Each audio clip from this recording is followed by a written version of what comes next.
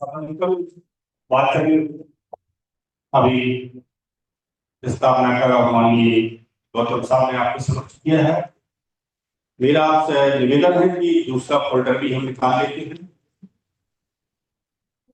इतिहास में क्या घटनाएं घटी है, कहाँ भूल चूक हुई है और कहाँ कमी रह गई है, इससे संबंधित जो पीरियड्स रहे हैं, यहाँ तक तो सब चर्चा करते हैं और बात होती है पीरियड्स पर, लेकिन क्लियर सॉल्यूशन क्या होना चाहिए, ये दूसरे फोल्डर में क्लियर सॉल्यूशन जो हमारे राष्ट्रीय बौद्ध महासभा के संस्थापक जी द्वारा तैयार किया गया है। मेरा आप सबसे निवेदन है कि दूसरा फोल्डर आप निकाल लें। राष्ट्रीय बौद्ध महासभा के नाम से जो हमारी विनय होगा, नियमावली रहेगी और इसके अनुमोदन के उपरांत भविष्य में जो हमारे लिए नियंत्रित करेगा उसके ब्रीफिंग साहब के द्वारा की गई है। कृपया उस फोल्डर को भी निकाल लें। मेरे द्वारा आपके समक्ष वह प्रस्तुत की जाएगी तो सभी की ओर से मेरे साथ साथ आप पढ़ेंगे।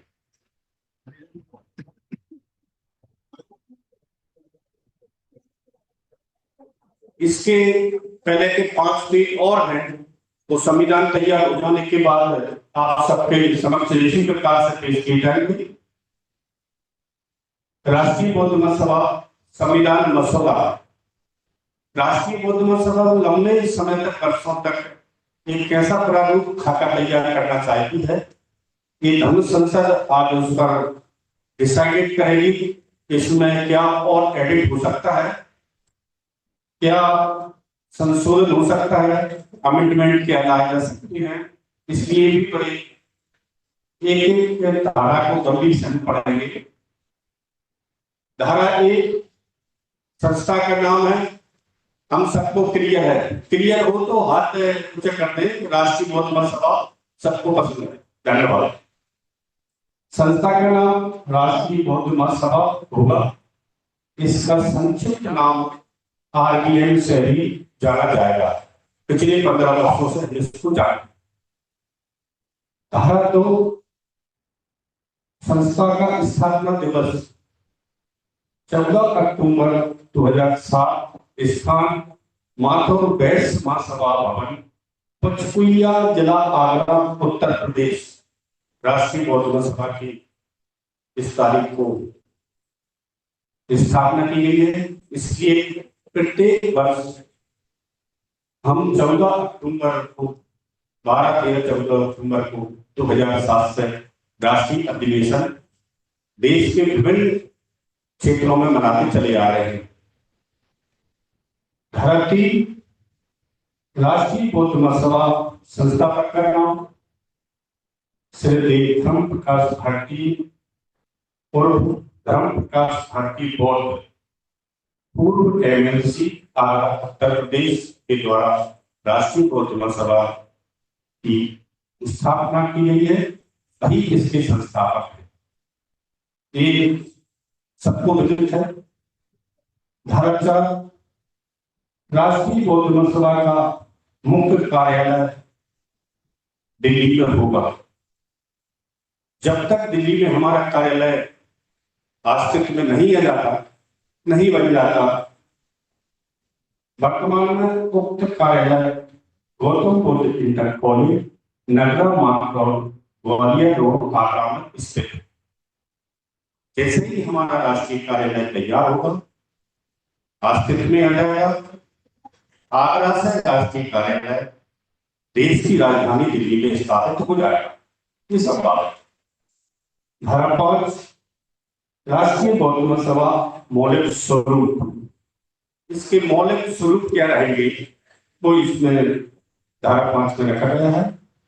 राष्ट्रीय बौद्ध महासभा का मौलिक स्वरूप मानवतावाद पर आधारित होगा और गैर राजनीतिक होगा। टोटल नॉन पॉलिटिकल और वेलफेयर के लिए एक कार्य करेगा कि मौलिकता का पहला स्वरूप मिलेगा।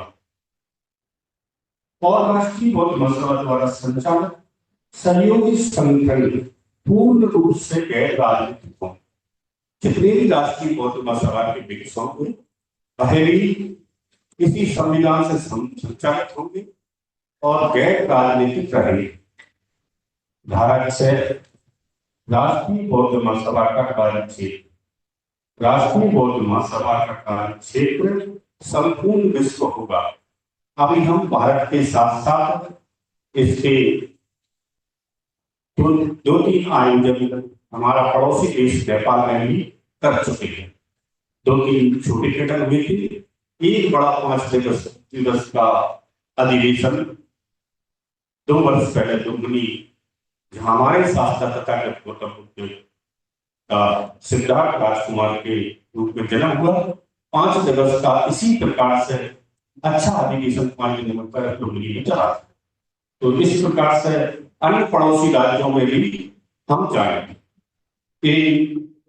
धारा 6 हमको कार्य करने के लिए दिशानिर्देश करेगा। धारा 7 राष्ट्रीय बौद्ध महासभा का मुख्य उद्देश्य क्या रहेगा, इसके एम्स क्या रहेंगे। राष्ट्रीय बौद्ध महासभा का मुख्य उद्देश्य संपूर्ण भारत को प्रबुद्ध भारत, बौद्धमय भारत करना होगा।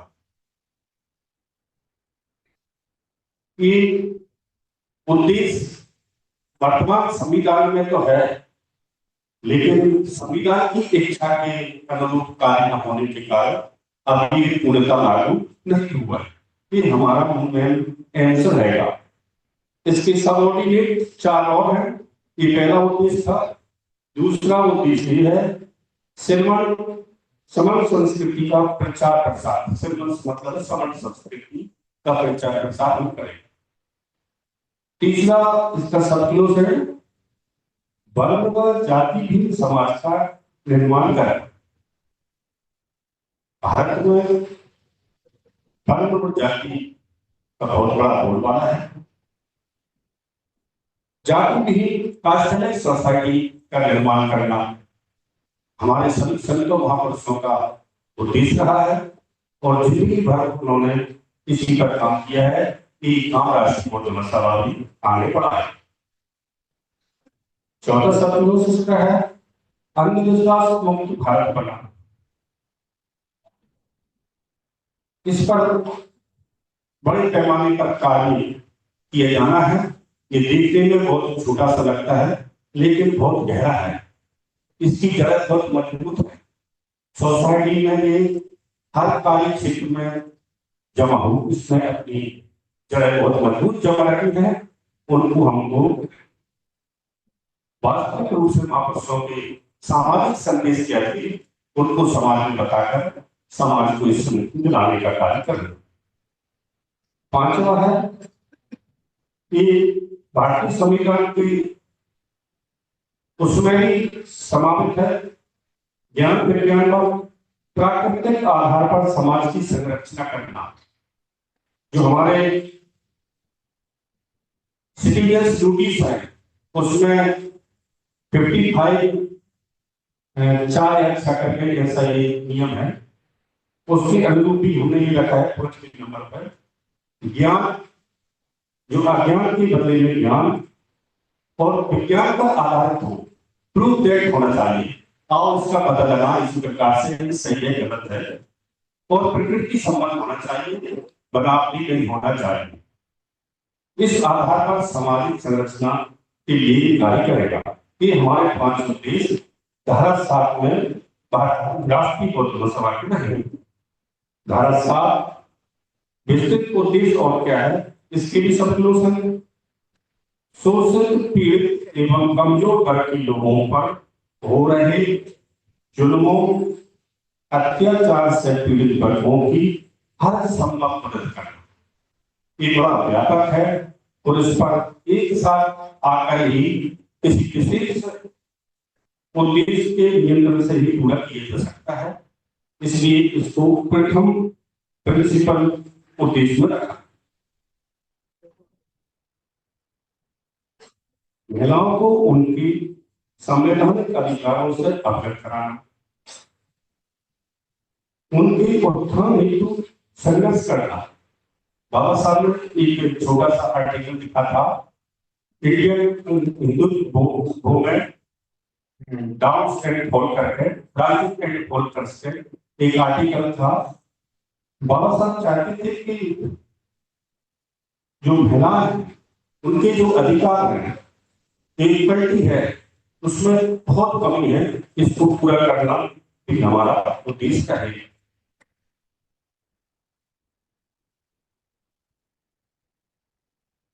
तीसरा, अस्पृश्यता, ऊंच नीच, तानाशाही एवं पूंजीवाद को समाप्त कर लोकतंत्र को मजबूत करना, अनटचेबिलिटी और गिराव जो सामाजिक है ऊंच नीच करना, इसको लेकर तानाशाही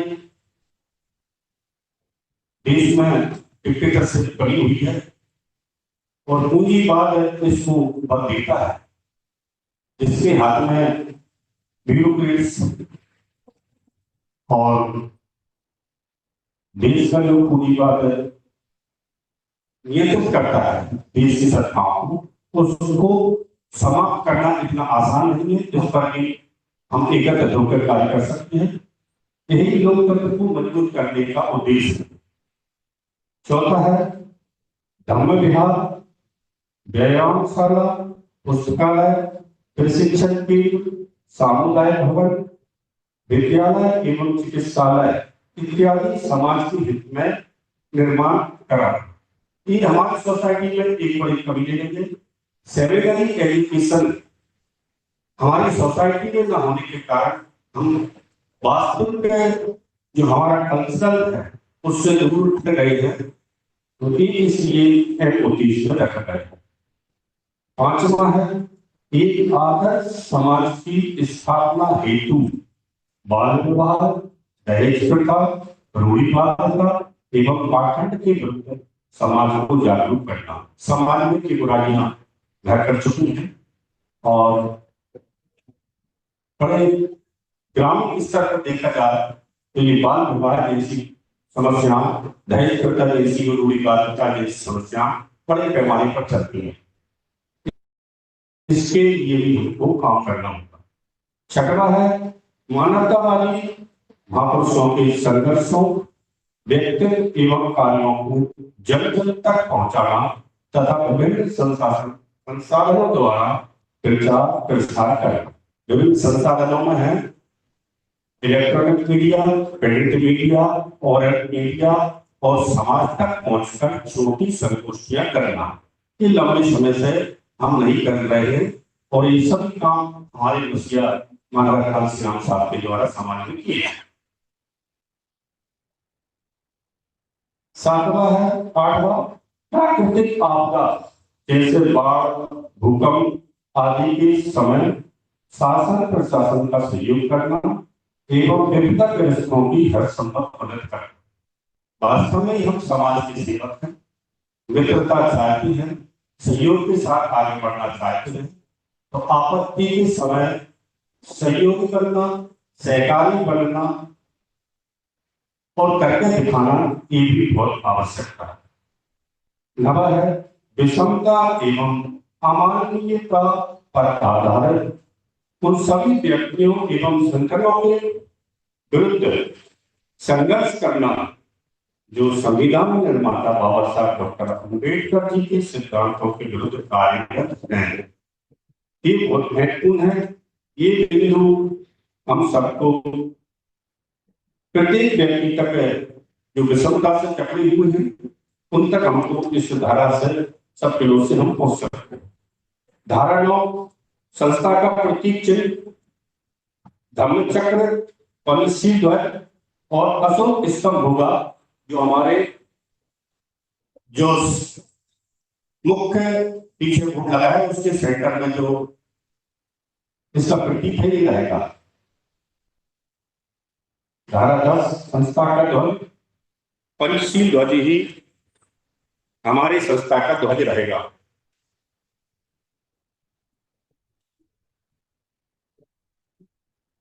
धारा 11 राष्ट्रीय बौद्ध महासभा के सदस्यों की वेशभूषा सफेद वस्त्र होंगे उपासक एवं उपासकाओं के लिए। दूसरा, सभी धर्म कार्यक्रमों में उपासक एवं उपासकाओं के लिए सफेद वस्त्र पहनना अनिवार्यता है।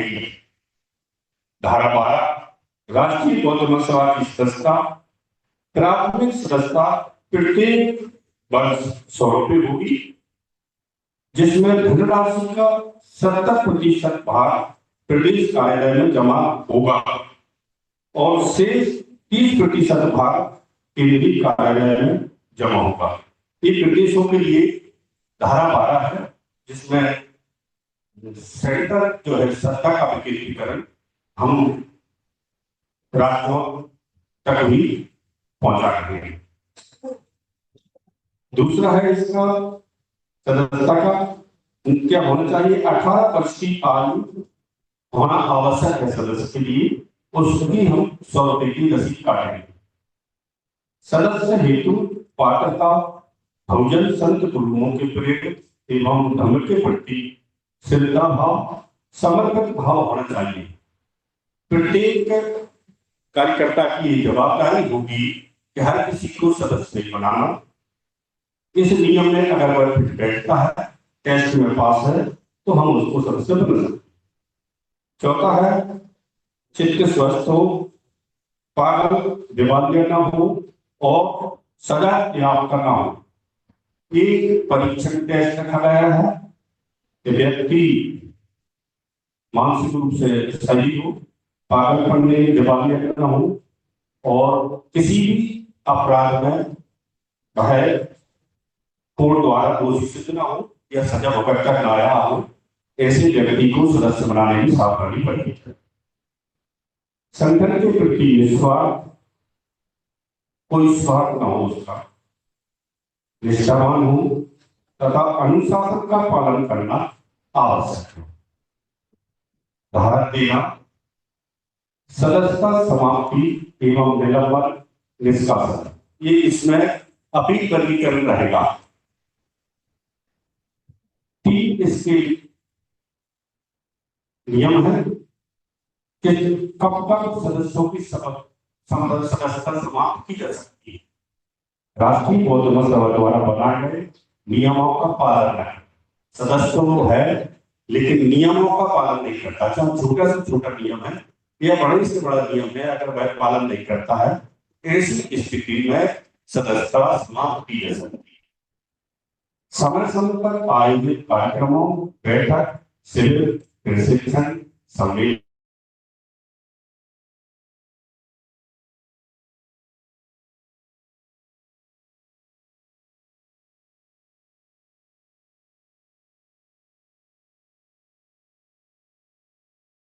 का हो या सेंट्रल बॉडी का हो, जितनी भी लेवल की जो बैठकें हैं, डिस्ट्रिक्ट, मंडल, स्टेट और राष्ट्रीय स्तर की बैठकों से अगर अनुपस्थित रहता है तो उसकी सदस्यता समाप्त की जा सकती है। तीसरा है संगठन विरोधी गतिविधियों में लिप्त होना। संगठन में तो वह रहते हैं लेकिन दूसरे संगठनों के साथियों के कुछ गुणधर्म उन पर हावी रहते हैं, तो ये घृणित रवैया अगर दिखाई देता है तो ऐसी स्थिति में भी उनकी सदस्यता समाप्त की जा सकती है। धारा 14, राष्ट्रीय स्तर पर संगठन का स्वरूप क्या रहेगा। राष्ट्रीय बौद्ध महासभा सदस्य ट्रस्ट परिषद के नाम से जाना जाएगा। राष्ट्रीय बौद्ध महासभा एक ट्रस्ट के रूप में कार्य करेगी, तो ट्रस्ट के रूप में कार्य करेगी। ट्रस्ट के समस्त सदस्य ट्रस्ट परिषद के सदस्य होंगे। ट्रस्टी सदस्यों की संख्या कम से कम 100, अधिक से अधिक 125 होगी। 25 सदस्य इसमें स्टेपनी के रूप में रिजर्व में भी कार्यरत हो सकते हैं और 100 संख्या निश्चित रहेगी। ट्रस्ट के 10 सदस्य पिछड़े वर्गों से, 10 सदस्य महिलाएं, 5 सदस्य आदिवासी ट्राइबल के एवं 5 सदस्य भिक्षु होना अनिवार्य है। इससे बहुजन समाज का और सीनियर मार्गदर्शकों का संकट के रूप में बोर्ड दिखाई दी। धारा 15 राष्ट्रीय पदाधिकारी निम्न प्रकार से होंगे। अध्यक्ष पद एक रहेगा जिसे हम राष्ट्रीय अध्यक्ष करेंगे। उपाध्यक्ष पद एक रहेगा जिसे हम राष्ट्रीय उपाध्यक्ष करेंगे। मुख्य महासचिव पद एक रहेगा जिसे हम राष्ट्रीय महासचिव कहेंगे। मुख्य महासचिव राष्ट्रीय महासचिव पद 10 रहेंगे, इन्हें हम राष्ट्रीय महासचिव कहेंगे। राष्ट्रीय सचिव पद भी 10 रहेंगे, इन्हें हम राष्ट्रीय सचिव कहेंगे। राष्ट्रीय संगठन मंत्री पद एक रहेगा, यह राष्ट्रीय संगठन मंत्री रहेगा कहलाएगा।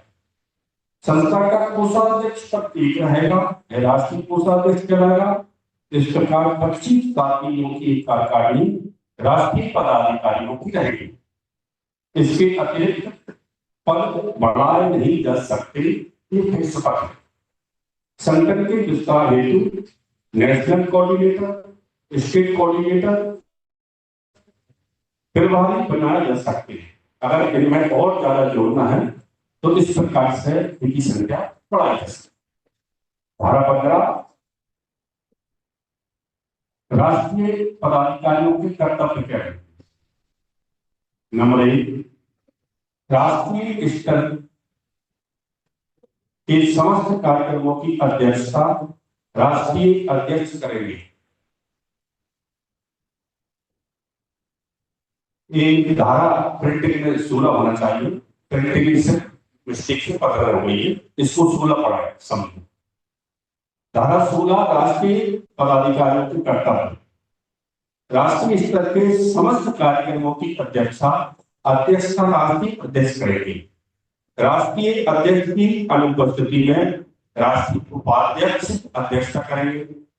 राष्ट्रीय उपाध्यक्ष की अनुपस्थिति में राष्ट्रीय कार्यकारिणी व ट्रस्ट परिषद का कोई वरिष्ठ सदस्य अध्यक्षता करेगा। तो दूसरा नियम इसमें क्या है, राष्ट्रीय स्तर के समस्त कार्यक्रमों का संचालन मुख्य राष्ट्रीय महासचिव करेंगे। राष्ट्रीय मुख्य महासचिव की अनुपस्थिति में राष्ट्रीय संगठन मंत्री संचालन करेंगे। राष्ट्रीय संगठन मंत्री की अनुपस्थिति में कोई वरिष्ठ साथी जो राष्ट्रीय महासचिव होगा, जिन्हें विषय की जानकारी होगी, वही सदस्य संचालन करेंगे।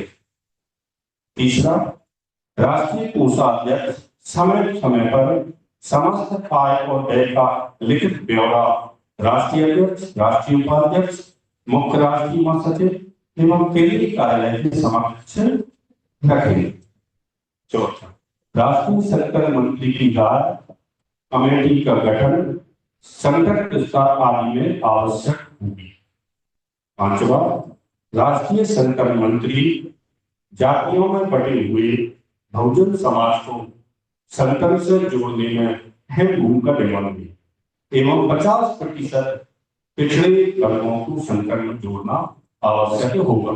ये संगठन मंत्री की महत्वपूर्ण जवाबदारी रहेगी।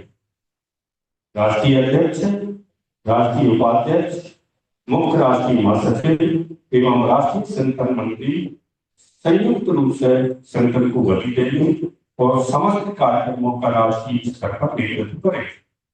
7, विशेष परिस्थितियों में राष्ट्रीय अध्यक्ष का निर्णय अंतिम होगा, जो सभी पदाधिकारियों को मान्य होगा। अध्यक्ष का अपना क्राइटेरिया रहेगा। इसी प्रकार धारा 17 में प्रदेश के राज्यों में प्रदेश कमेटियां के पदाधिकारी विभिन्न प्रकार से होते हैं।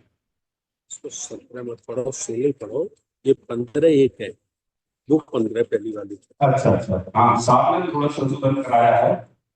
जो धारा 15 थी, ये 15 खाली 15 का है राष्ट्रीय कार्यकारिणी और उसके कर्तव्य, ये सब संशोधन है। धारा 16 राज्यों में प्रदेश कमेटियों के पदाधिकारी निम्न प्रकार से होंगे। प्रदेश अध्यक्ष 1, प्रदेश उपाध्यक्ष 1 पद, प्रदेश मुख्य महासचिव 1 पद, प्रदेश महासचिव 5 पद, प्रदेश सचिव 5 पद, संगठन सचिव 1 पद, कोषाध्यक्ष 1 पद। प्रदेश पदाधिकारी कमेटी 15 सदस्यों की होगी। 9 है व्यवस्था बड़े राज्यों में जिनकी संख्या 5 करोड़ या उससे अधिक होने पर लागू होगी। राज्य कार्यकारिणी निम्न प्रकार से बनाई जाएगी। उत्तर प्रदेश के 100 सदस्य होंगे। अन्य बड़े राज्यों के सदस्यों की संख्या 50-50 होगी। राज्य पदाधिकारियों के कर्तव्य: राज्य स्तर की सभी बैठकें, सभाओं एवं अन्य कार्यक्रमों की अध्यक्षता प्रदेश अध्यक्ष करेंगे। यह कि प्रदेश अध्यक्ष की अनुपस्थिति में प्रदेश उपाध्यक्ष अध्यक्षता करेंगे। प्रदेश उपाध्यक्ष की अनुपस्थिति में प्रदेश संगठन मंत्री अध्यक्षता करेंगे। प्रदेश संगठन मंत्री की अनुपस्थिति में प्रदेश कार्यकारिणी के परिषद साथी बैठक की अध्यक्षता करेंगे। प्रदेश मुख्य महासचिव प्रदेश स्तर पर होने वाले कार्यक्रमों का संचालन करेंगे। प्रदेश संगठन सचिव संगठन को जोड़ने हेतु विभिन्न जाति वर्गों में बटे हुए समाज को जोड़ने में मुख्य भूमिका निभाएंगे। धारा 17 छोटे राज्यों में पदाधिकारी निम्न प्रकार से होंगे: अध्यक्ष पद 1, उपाध्यक्ष पद 1, महासचिव पद 1, संगठन सचिव पद 1, कोषाध्यक्ष पद 1। ये छोटे राज्यों की धारा 17 उनके लिए काम करेगा। इस प्रकार 5 साथी प्रदेश कमेटी के पदाधिकारी होंगे और 25 साथी राज्य कार्यकारिणी के सदस्यता नामित किए जाएंगे। 9 समस्त बहुजन समाज का प्रतिनिधित्व होना अत्यंत आवश्यक है। धारा 17 भाग 2 केंद्र शासित राज्यों में अध्यक्ष पद 1, उपाध्यक्ष पद 1, महासचिव पद 1, संगठन सचिव पद 1, कोषाध्यक्ष पद 1। इस प्रकार 5 साथी पदाधिकारी होंगे और 10 सदस्य राज्य कार्यकारिणी सदस्य नामित किए जाएंगे। धारा 17(3) प्रदेश पदाधिकारी प्रदेश के अंतर्गत आने वाले संभाग, मंडल व जिला कमेटी के पदाधिकारियों का मार्गदर्शन दिशा निर्देश करेंगे। धारा 17(4) संभाग मंडल पदाधिकारी मंडल के अंतर्गत आने वाले जिलों के पदाधिकारियों का मार्गदर्शन एवं सहयोग करेंगे। धारा 17(5) संभाग मंडल व जिला पदाधिकारी संयुक्त रूप से जिले के अंतर्गत आने वाले क्षेत्रों जैसे महानगर, शहर, महानगर पालिका, नगर पंचायत, तहसील, ब्लॉक, ग्राम पंचायत आदि कमेटियों का गठन करेंगे। धारा 17(6) गठित सभी कमेटियों का लिखित रिकॉर्ड की एक प्रति जिला कार्यालय, एक प्रति मंडल कार्यालय, एक प्रति प्रदेश कार्यालय, एक प्रति केंद्रीय कार्यालय को देना अनिवार्य होगा। जो एक प्रारूप में तैयार किया जाएगा, एक अनिवार्यता रहेगी जिससे पारदर्शिता जिले से लेकर केंद्र तक बनी रहे। रिकॉर्ड में किसी प्रकार की कोई भिन्नता दिखाई नहीं। धारा 18 संगठन की बैठक आयोजित करना अनिवार्य है। धारा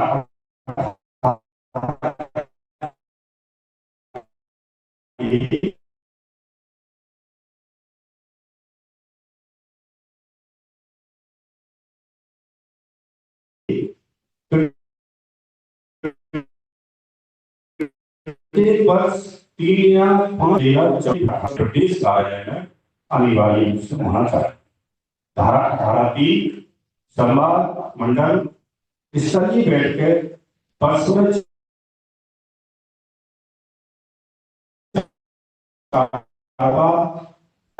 होंगी। धारा 18(4) प्रत्येक जिले में प्रत्येक भाग बैठक एककालीन रूप से आयोजित करनी होगी। धारा 18(5) जब तक कार्यालय की उचित स्थान पर बैठक होंगी।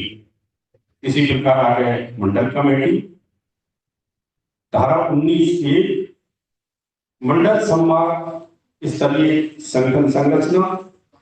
अध्यक्ष संख्या 1, उपाध्यक्ष संख्या 1, महासचिव संख्या 1, संगठन सचिव संख्या 1, उसमें जो मंडल कार्यकारिणी सदस्य मनोनीत किए जाएंगे। इस प्रकार 10 साथियों की संभाग मंडल कमेटी बनेगी। जिला कमेटी।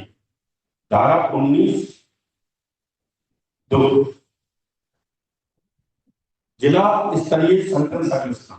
अध्यक्ष संख्या 1, उपाध्यक्ष संख्या 1, महासचिव संख्या 1, संगठन सचिव संख्या 1, कोषाध्यक्ष संख्या 1। इस प्रकार 5 साथी जिला कमेटी में पदाधिकारी होंगे और 5 साथी जिला कार्यकारिणी सदस्य नाम की जाएंगे। कुल कमेटी 10 साथियों की होगी। धारा 19(3) महानगर, नगरपालिका, नगर पंचायत स्तरीय एवं संगठन संरचना। अध्यक्ष संख्या 1, उपाध्यक्ष संख्या 1, महासचिव संख्या 1, संगठन सचिव संख्या 1, कोषाध्यक्ष संख्या 1। 5-5 साथी कमेटी के पदाधिकारी होंगे। इन कमेटियों में कार्यकारी सदस्य नहीं बनाए जाएंगे। धारा 9(4) तहसील स्तरीय संगठन संरचना। अध्यक्ष संख्या 1, उपाध्यक्ष संख्या 1, महासचिव संख्या 1, संगठन सचिव संख्या 1, कोषाध्यक्ष संख्या 1। इस प्रकार 5 साथी पदाधिकारी होंगे। कार्यकारी सदस्य नहीं होंगे। कार्यकारी में सदस्य नहीं बनेंगे। धारा 19(5) ब्लॉक वार्ड स्तरीय संगठन संरचना। अध्यक्ष संख्या 1, उपाध्यक्ष संख्या 1, महासचिव संख्या 1, संगठन सचिव संख्या 1, कोषाध्यक्ष संख्या 1। इस प्रकार से 5 साथी ब्लॉक कमेटी के पदाधिकारी होंगे। कार्यकारिणी सदस्य नहीं होंगे। धारा 19(6) ग्राम पंचायत, ग्राम मोहल्ला स्तरीय संगठन संरचना। अध्यक्ष संख्या 1, उपाध्यक्ष संख्या 1, महासचिव संख्या 1, संगठन सचिव संख्या 1, कोषाध्यक्ष संख्या 1। इस प्रकार से 5-5 साथी इन कमेटियों में पदाधिकारी होंगे। कार्यकारी सदस्य नहीं होंगे। एक पूरी संरचना जिले के अध्यक्षों को केंद्र के अध्यक्ष की जैसे पावर तक होने पर ही अच्छे तरीके से लागू हो सकती है। जिस प्रकार सेंटर में अध्यक्ष पावरफुल है, उसी प्रकार जिले में जिला अध्यक्ष भी पावरफुल होगा जब वही ग्राम और वार्ड मोहल्लों की कमेटी, तहसीलों की कमेटी बना सकता है। धारा 20 पदाधिकारियों में इन 10 गुणों का होना आवश्यक है।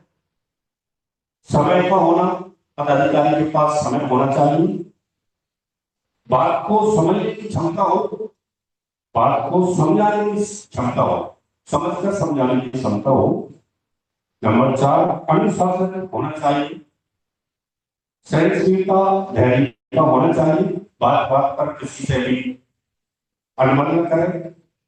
एक दूसरे के प्रति बुराई या अनुमति का भाव पैदा न करें कि इसमें सहनशीलता और धैर्य का होना आवश्यक। किसी की सुनी सुनाई बातों पर गौर न करें और उसको जाने न दें। नंबर 6 धन प्रबंधन का अनुभव होना। ये सबसे बड़ी जवाबदारी रहेगी संगठन के लिए। जितना आवश्यक धन है उतना आवश्यक धन समाज से एकत्रित करें। इससे ज्यादा न करें। खुद के लिए धन का प्रबंधन न करें। संगठन के लिए बहुत जरूरी है। आप सदस्य बनाने गए या संगठन की बात बनाने गए, आपकी वाणी में ही कर्कशता है।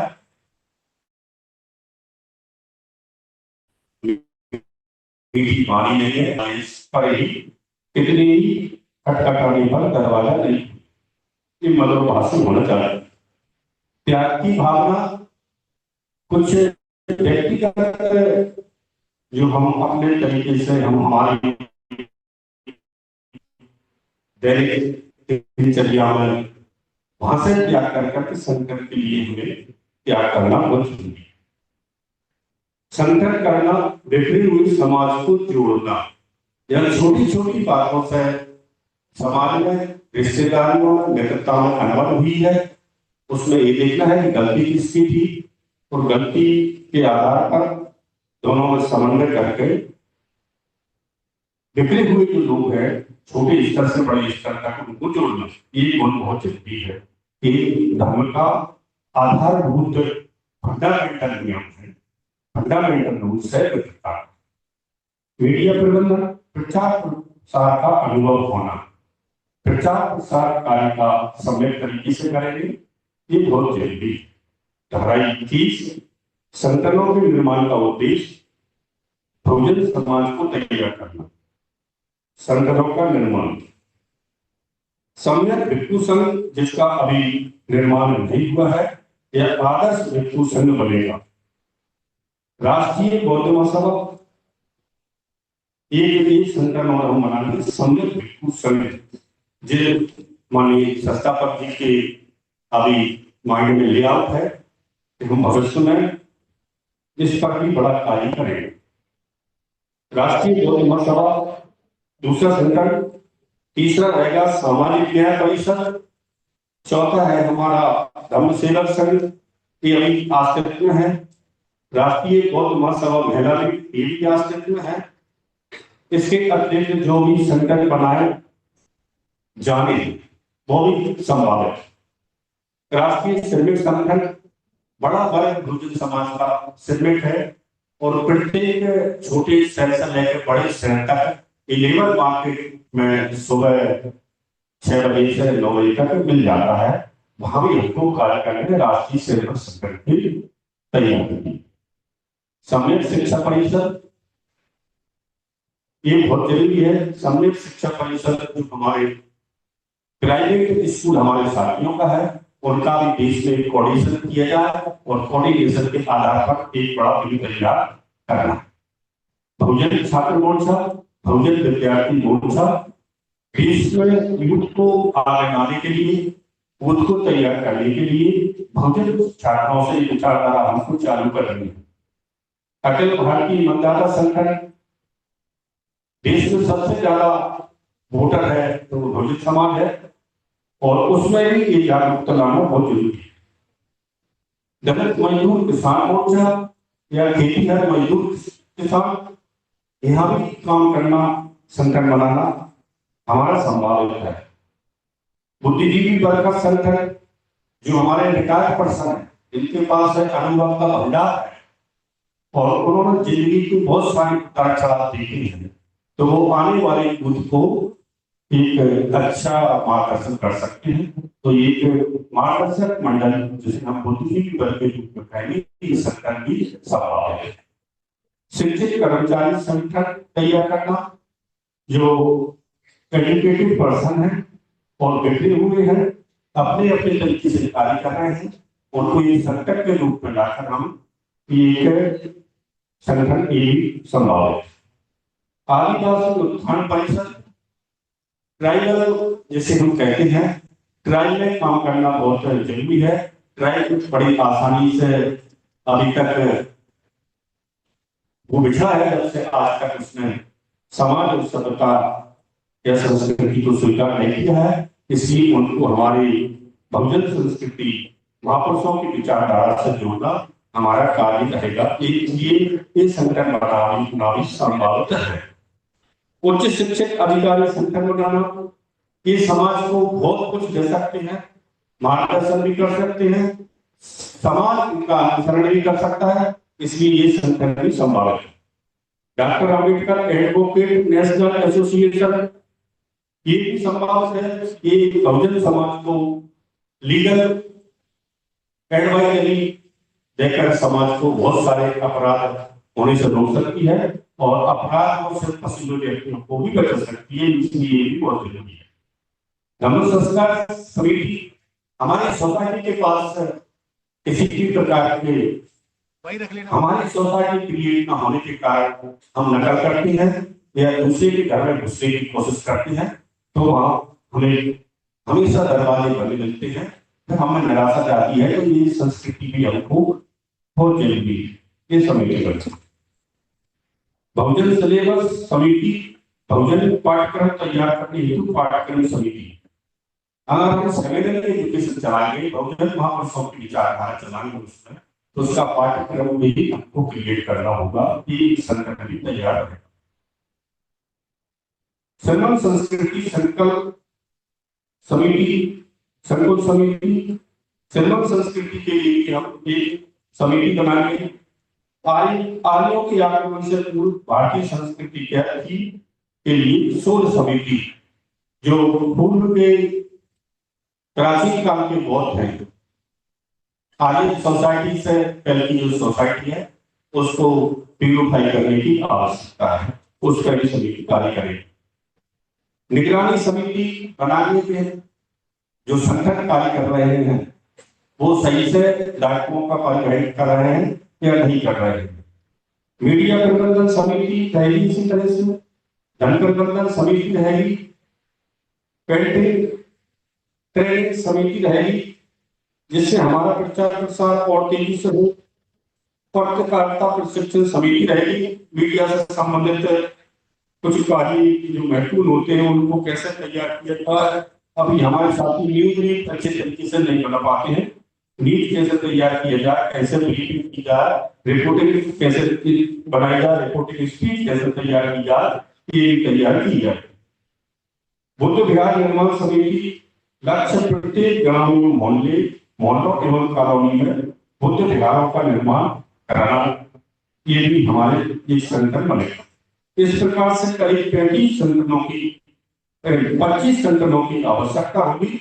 अभी 4-5 संगठन हमारे आसपास बने हैं। राष्ट्रीय बौद्ध महासभा जो हजारों जातियों में बटे हुए समाज को जागरूक कर जोड़ने का कार्य करेंगे। ये 25 संगठन रहेंगे, ये बहुजन समाज की घेराबंदी करेंगे और कहीं ना कहीं से कोई ना कोई किसी तरीके से हम किसी को छोड़ना नहीं चाहते, जिससे भारत की समस्त शक्तियों का धर्मानुसार प्रभावी नियंत्रण स्थापित किया जा सके। भारत के प्रत्येक नागरिक को धर्म की शिक्षाओं से जोड़ने एवं प्रत्येक समाज को उसकी संख्या के अनुपात में हिस्सेदारी भागीदारी दिलाने तथा न्याय दिलाने हेतु राष्ट्रीय बौद्ध महासभा द्वारा करीब 100 सहयोगी संगठनों का निर्माण किया जाना अत्यंत आवश्यक है। अभी हम 25 पे कार्य करेंगे, 75 बाद में हम अस्तित्व में लाएंगे, ऐसा संभावित है। धारा 22 संगठन राष्ट्रीय बौद्ध महासभा एवं अन्य सहयोगी संगठनों में अनुशासन बनाए रखने हेतु 4 सदस्यीय अनुशासन समिति गठित होगी। जिला अनुशासन समिति के 3 सदस्य होंगे, 1 सभापति और 2 सदस्य। मंडल अनुशासन समिति में 5 सदस्य होंगे, जिनमें 1 सभापति और 1 उपसभापति और 3 सदस्य होंगे। राज्य अनुशासन समिति में 7 सदस्य होंगे, 1 सभापति, 1 उपसभापति, 5 सदस्य होंगे। राष्ट्रीय अनुशासन समिति में 9 सदस्य होंगे, 1 सभापति, 1 उपसभापति, 1 सचिव, 6 सदस्य होंगे। अनुशासन समिति अपीलीय होगी। जो भी संगठनों में किसी प्रकार की कोई कार्रवाई होती है तो अनुशासन समिति के पास वह अपील कर सकते हैं, अपील समिति भी रहेगी। जिला अनुशासन समिति के निर्णय से अभी कोई साथी सहमत नहीं है तो वह मंडल अनुशासन समिति से अपील कर सकता है। मंडल अनुशासन समिति के निर्णय से भी सहमत नहीं है तो राज्य अनुशासन समिति में अपील कर सकता है। राज्य अनुशासन समिति के निर्णय से भी सहमत नहीं है तो राष्ट्रीय अनुशासन समिति में भी अपील कर सकता है। इसके बाद कोई अपील स्वीकार नहीं है तो ये समझा जाएगा कि व्यक्ति जानबूझकर ही खुरापात कर रहा है। इतने अपील के मौके मिलेंगे और हम किसी भी सदस्य को आसानी से छोड़ेंगे नहीं। नोट इसके अतिरिक्त कुछ महत्वपूर्ण विषयों के संबंध में जैसे राज्यों के पदाधिकारी तथा राष्ट्रीय पदाधिकारियों के विषय में राष्ट्रीय बौद्ध महासभा त्रिस्थ परिषद में विचार किया जा सकता है। धारा 23 सामाजिक विवादों का समाधान हेतु न्याय परिषदों का गठन न्याय परिषद बनाई जाएगी। इसका है इनका गठन केवल 4 स्तरों तक होगा। जिला स्तरीय 3 सदस्य, 1 सभापति, 1 सचिव, 1 सदस्य। मंडल स्तरीय 5 सदस्य, 1 सभापति, 1 सचिव, 3 सदस्य। 3 प्रदेश स्तरीय 7 सदस्य, 1 सभापति, 1 उप सभापति, 1 सचिव, 1 सदस्य। 4 राष्ट्रीय स्तरीय 9 सदस्यों की कमेटी होगी, 1 सभापति, 1 उप सभापति, 1 सचिव, 6 सदस्य तक गठित की जाएगी और एक अपील होगी। विशेष यदि कोई साथी जिला स्तरीय न्याय परिषद के निर्णय से सहमत नहीं है तो वह मंडल न्याय परिषद में अपील कर सकता है, और यदि मंडल न्याय परिषद के निर्णय से भी संतुष्ट नहीं है तो राज्य न्याय परिषद में अपील कर सकता है। यदि राज्य न्याय परिषद के निर्णय से भी संतुष्ट नहीं है तो राष्ट्रीय न्याय परिषद में अपील कर सकता है। यदि राष्ट्रीय न्याय परिषद के निर्णय से भी सहमत नहीं है तो आगे कोई अपील स्वीकार नहीं होगी। धारा 24 कार्यालयों का संचालन एवं रखरखाव। केंद्रीय कार्यालय के हेतु राष्ट्रीय बौद्ध महासभा त्रिस्थ परिषद के समस्त सदस्य प्रत्येक माह 1000 के आदि बनते हैं अथवा सामाजिक सहयोग से ऊपर द्वारा 10,000 रुपए की राशि एकत्रित कर सकते हैं। सदस्यता राशि द्वारा धन संग्रह किया जाएगा।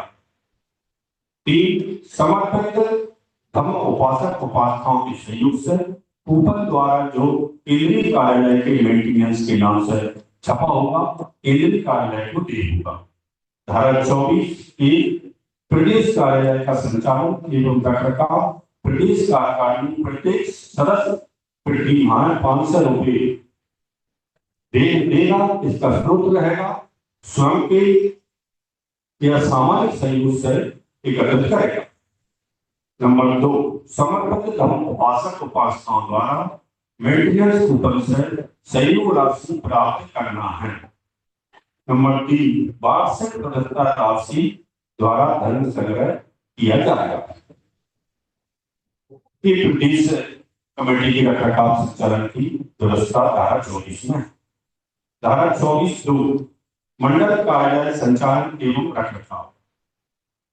नंबर 1 सदस्य मंडल कार्यकारिणी प्रत्येक सदस्य प्रति माह सहयोग राशि रुपया 300 देंगे। सदस्यता राशि द्वारा धन संग्रह किया जाएगा। समर्पित उपासक उपासकाओं द्वारा मेंटेनेंस कूपन से सहयोग राशि दी जाएगी। धारा 24(3) जिला कार्यालय संचालन एवं रखरखाव। जिला कार्यकारिणी प्रत्येक सदस्य प्रति माह रुपया सहयोग राशि 200 देगी। स्रोत स्वयं से अथवा सामाजिक सहयोग से ऊपर द्वारा। नंबर 2 सदस्यता राशि द्वारा धन संग्रह किया जाएगा। नंबर 3 सरकारी कर्मचारियों सरकारी अधिकारियों और समाज के संपन्न धर्म साथियों से विशेष आर्थिक सहयोग लेना आवश्यक होगा। धारा 25 पदाधिकारियों का कार्यकाल ये महत्वपूर्ण है, इसको ध्यान से सुनिए। राष्ट्रीय अध्यक्ष के रूप में एक व्यक्ति केवल 2 बार अध्यक्ष रह सकता है, उससे अधिक नहीं रह सकता। समय सीमा राष्ट्रीय अध्यक्ष का कार्यकाल एक बार में 6 वर्ष का होगा है 21 दिनांक से माना जाएगा। एक क्राइटेरिया अध्यक्ष के लिए है, राष्ट्रीय अध्यक्ष के लिए। धारा 25(2) प्रदेश के अध्यक्ष के रूप में एक व्यक्ति 2 बार अध्यक्ष रह सकता है, इससे अधिक नहीं रह सकता। प्रदेश अध्यक्ष का कार्यकाल 5 वर्ष तक का होगा, यह भी 21 दिनांक से माना जाएगा। ये प्रदेश अध्यक्ष के कार्यकाल का क्राइटेरिया है। धारा 25(3) मंडल अध्यक्ष के रूप में एक व्यक्ति 2 बार तक अध्यक्ष रह सकता है, इससे अधिक नहीं रह सकता। मंडल अध्यक्ष का कार्यकाल 4 वर्ष का होगा, नियुक्ति के दिनांक से ही माना जाएगा। धारा 25(4) जिला अध्यक्ष का कार्यकाल 2 बार होगा, एक व्यक्ति जिला अध्यक्ष के रूप में 2 बार अध्यक्ष रह सकता है, इससे अधिक नहीं रह सकता। जिला अध्यक्ष का कार्यकाल 3 वर्ष का होगा, यह नियुक्ति के दिनांक से माना जाएगा। धारा 25(5) अध्यक्ष पद के अतिरिक्त किसी भी पद पर समय काल का कोई प्रतिबंध नहीं होगा।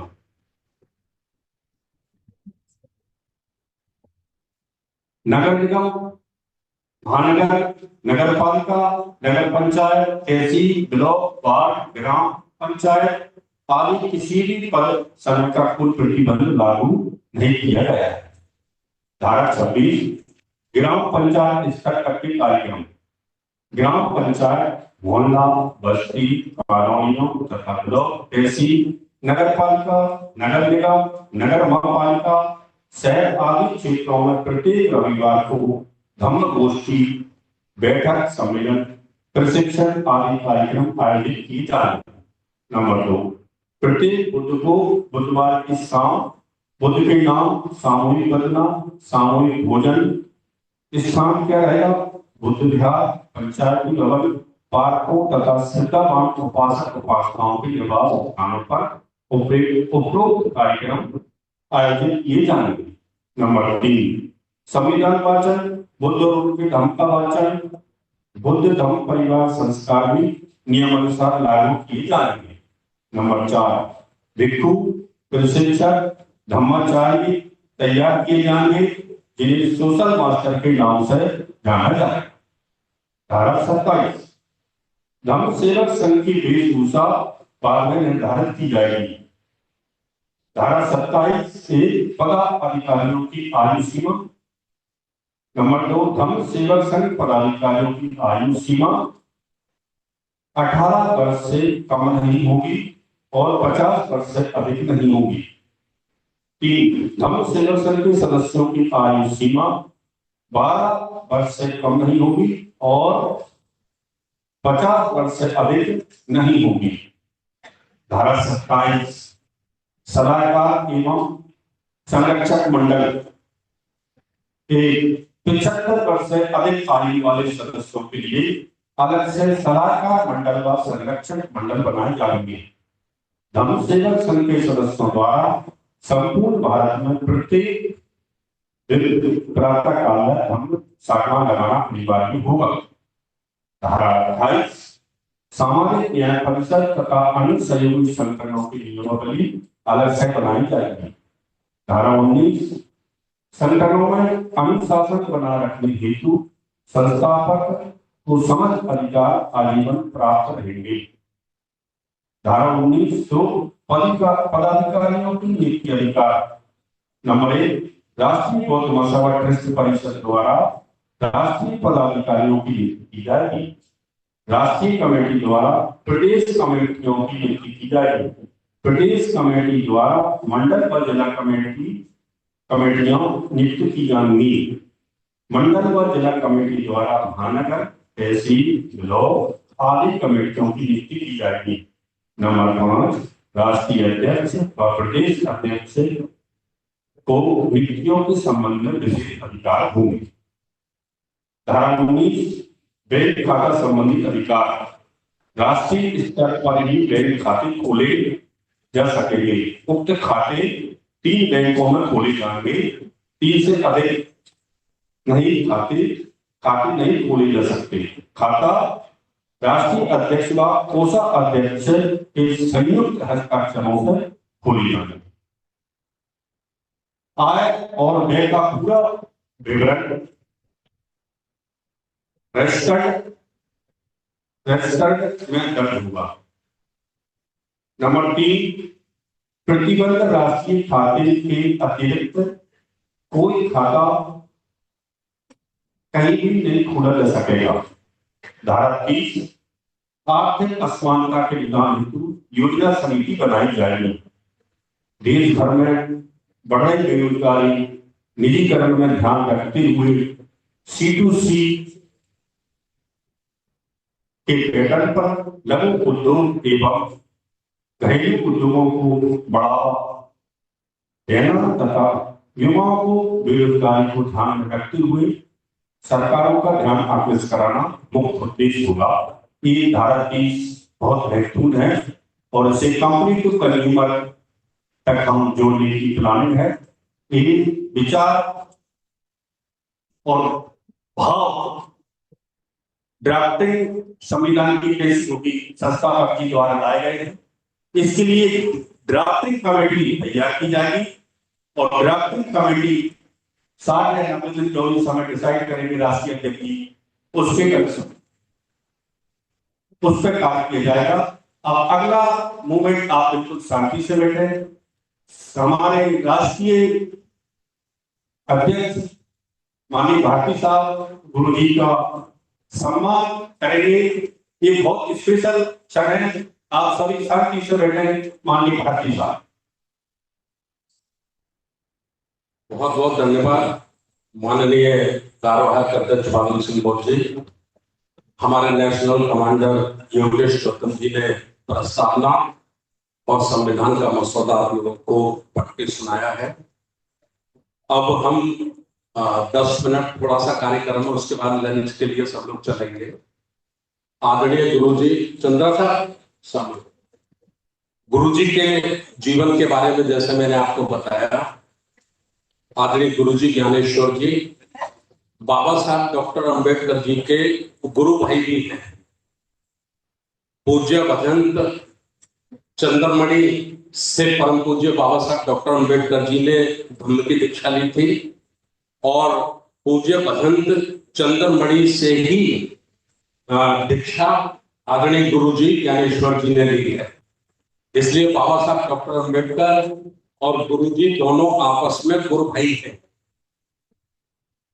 1963 से गुरुजी ने बड़े कष्ट सहे, बड़ी मुश्किलें सही हैं और भारत में धम्म का प्रचार प्रसार आज भी आप देख सकते हैं 90 वर्ष की इस उम्र में, और स्वास्थ्य भी ठीक नहीं है, फिजिकली भी ठीक नहीं है, फिर भी भारत के किसी भी कोने में नागपुर जाना हो, केरला जाना हो, गाड़ी की आगे की सीट पे बैठते हैं तो उनके भिक्षु शिष्य रहते हैं और व्हील चेयर पे चलते हैं। जब उठाना होता है तो लोग उठा के इनको बिठाते हैं, लेकिन कभी किसी से मना नहीं करते, कोई बहाना नहीं, ये जाते हैं। तो हम लोगों ने भारत की तरफ से, क्योंकि गुरुजी ने भारत में बहुत धर्म के लिए काम किया है, पूरी दुनिया में किया है, विदेशों में भी किया है, तो हमने फिर ये निर्णय लिया कि हम राष्ट्रीय बौद्ध महासभा के माध्यम से आदरणीय गुरुजी को आज विश्व धम्म रत्न की उपाधि से सम्मानित करेंगे। विश्व धम्म रत्न की उपाधि से गुरुजी को हम सम्मानित करेंगे और इस अवसर पर हम लोगों ने राष्ट्रीय बौद्ध महासभा के सहयोग से गुरुजी के लिए पीपल के पत्ते पर एक गोल्ड मेडल भी बनवाया है। एक गोल्ड मेडल बनवाया है पीपल के पत्ते पर, क्योंकि तथागत गौतम बुद्ध को पीपल के वृक्ष के नीचे ही बोधि प्राप्त हुई थी।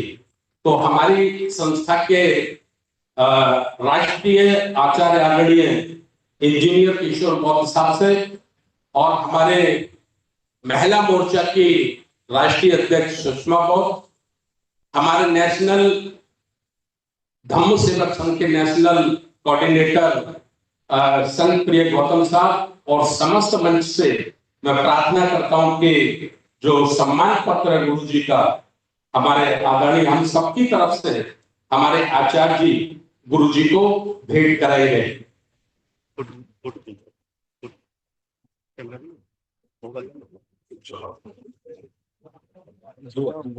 दो है।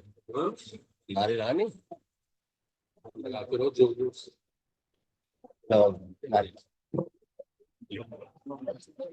तथागत गौतम बुद्ध की, तथागत गौतम बुद्ध की। जब तक सूरज चांद रहेगा, बाबा तेरा नाम रहेगा। जब तक सूरज चांद रहेगा, बाबा तेरा नाम रहेगा। मान्यवर कांचीलाल साहब, अमर रहे अमर रहे। मान्यवर कांचीलाल साहब, अमर रहे अमर रहे। सच्चे धर्म की क्या पहचान, मानव मानव एक समान। सच्चे धर्म की क्या पहचान। मानव मानव एक समान। मान्यवर गुरुजी 1 अगस्त 1963 को रंगून से कोलकाता आगमन हुआ। ये गुरुजी का भारत में आगमन था। विभिन्न एशियाई और यूरोपीय देशों में गुरुजी द्वारा यात्रा की गई है। राष्ट्रीय अध्यक्ष संस्थापक महोदय जो विश्व धर्म रत्न मेडल है, गोल्ड मेडल, वो गुरुजी को प्रदान करने जा रहे हैं, पहनाने जा रहे हैं। हम साधु साधु कहकर उनका सम्मान करें। ये राष्ट्रीय बौद्ध महासभा गुरुजी आज दिनांक 16/3/25 को राष्ट्रीय बौद्ध महासभा भरत बी ज्ञानेश्वर गुरुजी को विश्व धर्म रत्न की उपाधि से सम्मानित करते हुए स्वयं अपने आप को बहुत गौरवान्वित महसूस कर रहा है और इतिहास के स्वर्ण पन्नों पर एक अमिट छाप आप सबके भव्यता और उपस्थिति में गुरुजी को सम्मान प्रदान किया जा रहा है। ये भारत के जितनी भी संस्थाएं चल रही हैं उन संस्थाओं में राष्ट्रीय बौद्ध महासभा ने गुरुजी का एक ऐसा सम्मान आज आप सबके समक्ष किया जा रहा है। इसके अलावा उत्तर प्रदेश सरकार की मुख्यमंत्री सर्वप्रथम बुद्ध धर्म की सेवा की उपाधि प्रदान की, कानपुर से बौद्ध समाज ने उपाधि दी, पुलिस अधीक्षक कुशीनगर ने कुशीनगर गौरव उपाधि दी।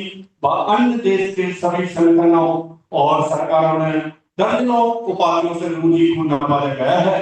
बिहार सरकार ने विश्व बुद्ध रत्न, बुद्ध विरासत, बुद्ध शांति नायक, बुद्ध शिरोमणि आदि उपाधियों से सम्मानित किया है। उपाधियों से प्राप्त धनराशि गुरुजी ने मानव कल्याण के लिए कार्यों में व्यय की है। अपने लिए ये राशि कभी नहीं लगी है। कुशीनगर का जो धर्मशाला है उसकी सड़क के किनारे दुकानें बनवाकर गरीब मजदूर व्यवसायियों को व्यवसाय सिखाया और उनको निःशुल्क दुकानें प्रदान की। गुरुजी ने हमेशा वेलफेयर सोसाइटी के लिए, मानव कल्याण के लिए कार्य किए हैं।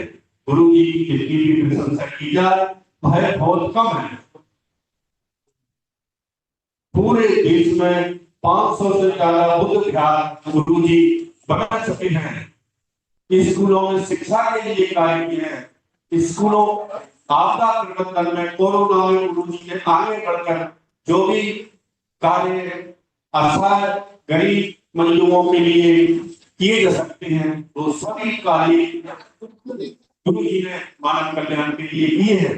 आज राष्ट्रीय बौद्ध महासभा उनको सम्मानित करते हुए गौरवान्वित महसूस कर रहा है। साधु साधु साधु।